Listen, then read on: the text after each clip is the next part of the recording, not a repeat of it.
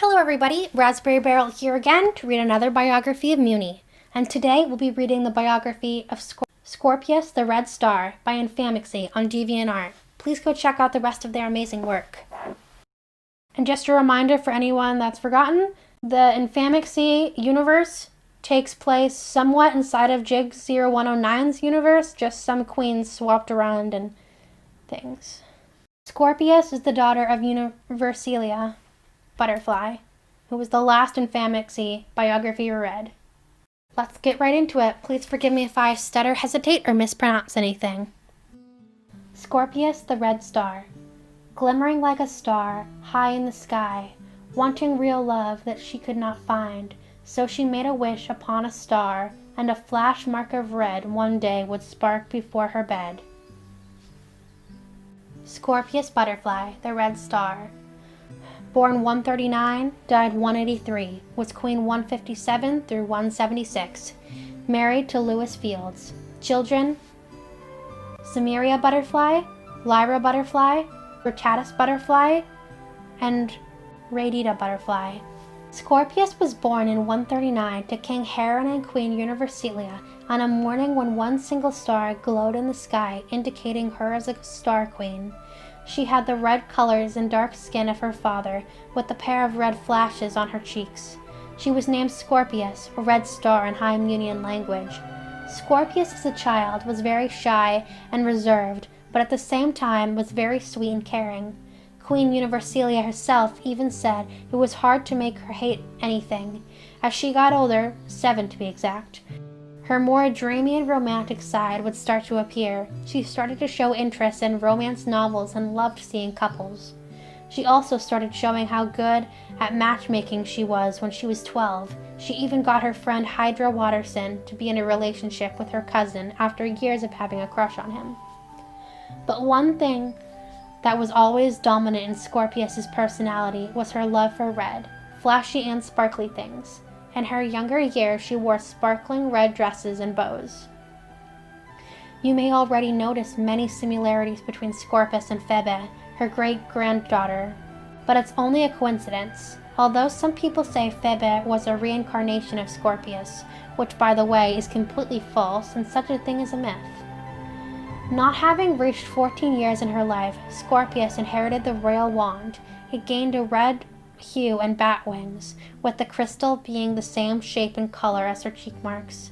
Scorpius's wand was definitely one of the more small and wide wands compared to the others.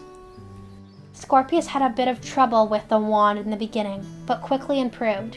She never did anything remarkable with the wand or her magic, other than creating spells related to flashes, sparkles, tomatoes, and bats. When turning 15, Scorpius's romantic demeanor started to make her want a boyfriend of her own, and later that wish would be granted. When reading one of her favorite romance literatures in the fields, a boy approached her. He had grayish-green hair and pink eyes. He introduced himself as Relmic Flowers and started to flirt with Scorpius, to which she played along. The two walked and talked for a while before they came across a small shed.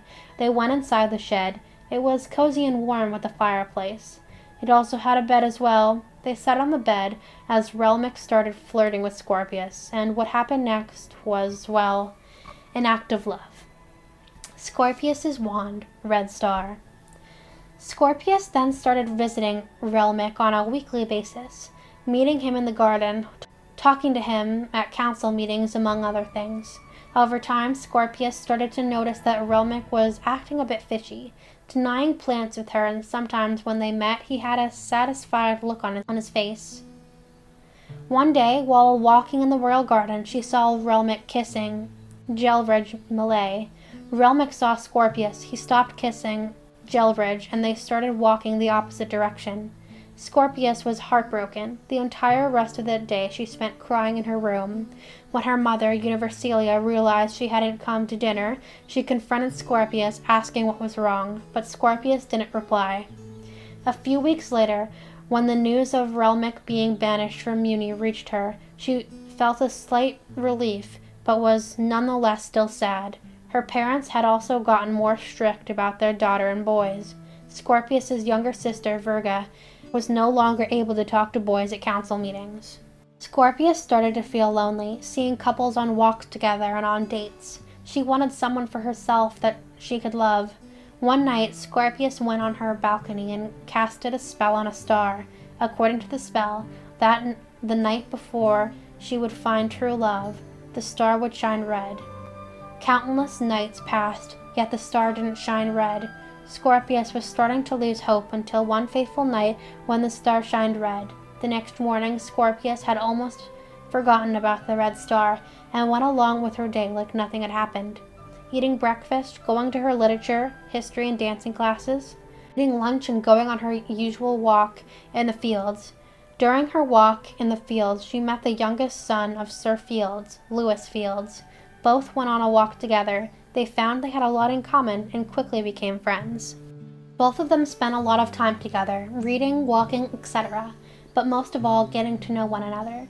Over time, Scorpius remembered the red star. This affected her feelings for Lewis, and later in 155 they began an affair. In Scorpius's eyes, the relationship was perfect. Lewis was caring, compassionate, knowledgeable, empathetic, and would do anything for Scorpius, and Scorpius, of course, loved him a lot. On her 17th birthday in 156, Scorpius and Lewis decided to announce their relationship to King and Queen Butterfly. At first, her parents were skeptical, but over time came around.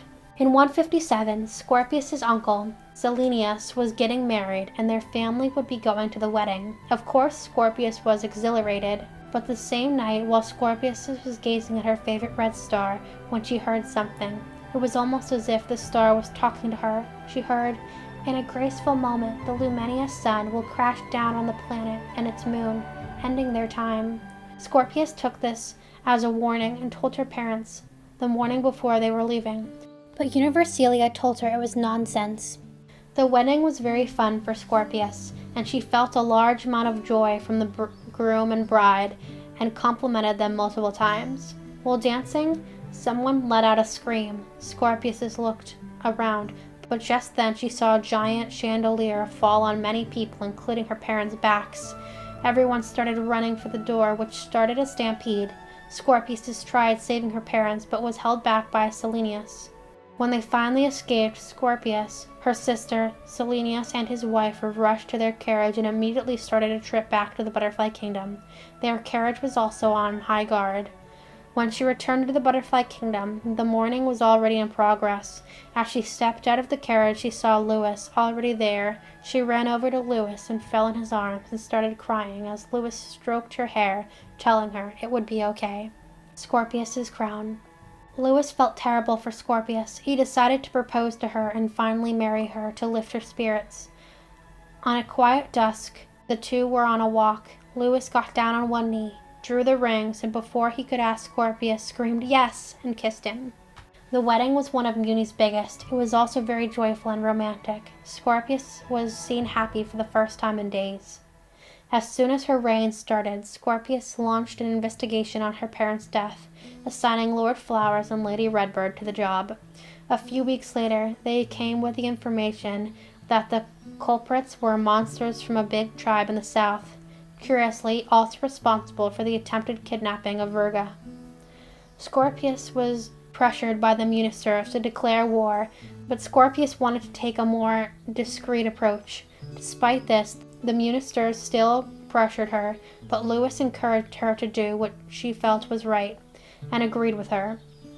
Scorpius then decided to send a warning to the tribe, saying, "If you do not wish to go to war with the capital kingdom of Mewni, stand down and no conflict will arise." But the tribe was not going to stand down anytime soon, as the chief reasoned by setting fire to the cornfields overnight while leaving a note saying, "A powerful leader doesn't get intimidated by such a menace. No weakness will be shown." And with that, Scorpius declared war. The tribe had a large amount of power, containing many Drigines, monsters that were immune to almost all magic and have immense durability. But the Butterfly Kingdom was able to hold up, and by the end of 158, the amount of Drigines had dropped by 89%. In Warnicoran of 158, Lewis's father and uncle had died in battle. Lewis went through mass grief, as him, his father, and his uncle were all extremely close. Scorpius was able to empathize with Louis, as she obviously went through something similar, which comforted Louis. Scorpius noticed many families going into poverty as the fathers fought in the war. Because of this, Scorpius decided to donate over 888,000 golden suns to the families in debt and created a program for soldiers' families. Later that summer, the chief attempted to murder Scorpius in her sleep, but was unsuccessful. When Louis woke up and battled the chief, fighting him over the edge of a balcony, Scorpius ran up and kissed Louis, telling him he had just saved her life. With that, the war ended, and its end was greatly celebrated. In a final act to complete the avengement of her parents' death, Scorpius herself set fire to the tribe with her wand. Scorpius decided to establish more watchtowers in the forests and the land in general, so that not many monster tribes could form and warn the queen for any coming attacks. A month after the war ended, Scorpius reported feeling nauseous and dizzy. She was confirmed pregnant a week later by a healer, and on a hot day she gave birth to her heiress, Samaria, a girl with orange hair as a blend of both her parents' hair and blue eyes of her father, with brown swords on her cheeks. In 159, Scorpius gave birth to another girl, Lyra. She had red hair and red eyes like Scorpius, with purple inverted comets on her cheeks. On the fall equinox of 161, Scorpius's first boy was born, Virtatus. He had red hair and blue eyes, and at the end of that year in the winter, Scorpius gave birth to her fourth and final child, Radita. She had red eyes and blonde hair with yellow swirls on her cheeks. Curiously, Radita was born on a day which had risen curiosity through her parents and throughout the kingdom, wondering what her future would become. Scorpius mainly focused on her family for a while, going on dates and doing romantic things with Louis, and most of all taking care of her new children. Radita started showing great talent in dancing and singing. She also was quickly beautiful and attractive. All of this attracted many suitors, which Scorpius didn't mind as long as her daughter remained good. But it caused Louis to start getting protective of his little sunshine, as he would call her. As Samaria and Lyra got older, Scorpius started to notice they didn't get along well and had a little rivalry. When reaching their preteens, their fights started to get more intense. In 158, Scorpius passed the wand to Samaria, as well as allowing her to begin forging.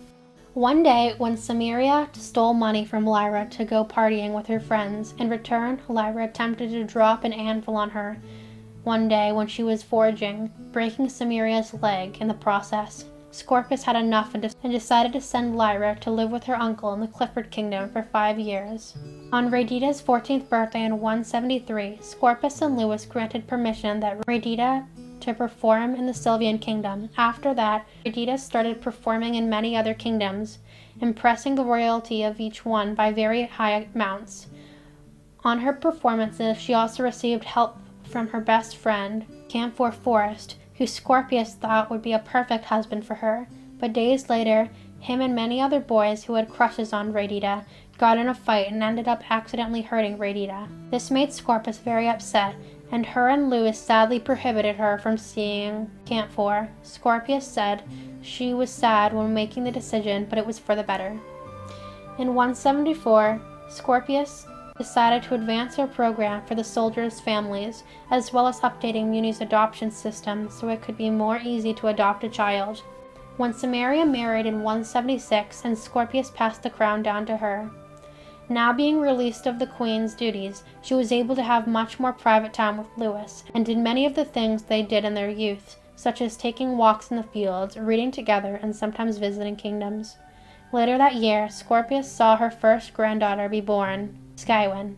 When Radita turned 16, she revealed to her parents that she had been having a secret affair with Camphor and had been seeing him in secret. Scorpius actually took it quite well, saying it reminded her of one of her favorite romance novels, and was able to calm down Louis about it. In 181, Scorpius saw her second granddaughter come to life, Lunar Shine, and lived to see Samaria become pregnant with her third child. In 183, Scorpius died of a heart attack in her sleep, and curiously, Louis died that morning, To this day, it's said that people still use the red star to find their true love. Scorpius gazing at the red star. And that was the biography of Scorpius Butterfly, the Red Star, by Infaminxy on DeviantArt. Please go check out the rest of their amazing work. Thank you all for listening, and I hope that you enjoyed this biography. I'll see you all next time and have a great rest of your day. Bye for now.